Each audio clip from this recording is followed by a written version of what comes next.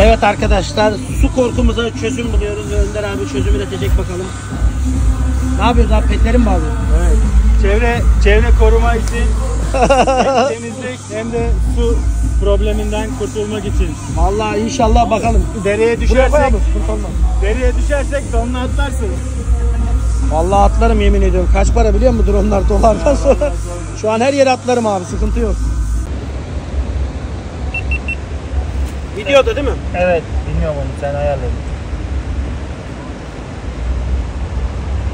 Aynen videoda.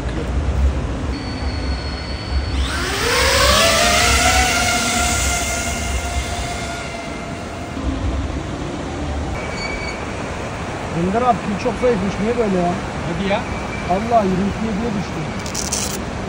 Suyun oraya doğru iniyorum şu an, görüyor musun? Görüyorum.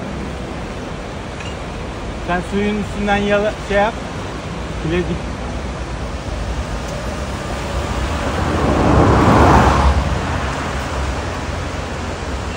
Geçti.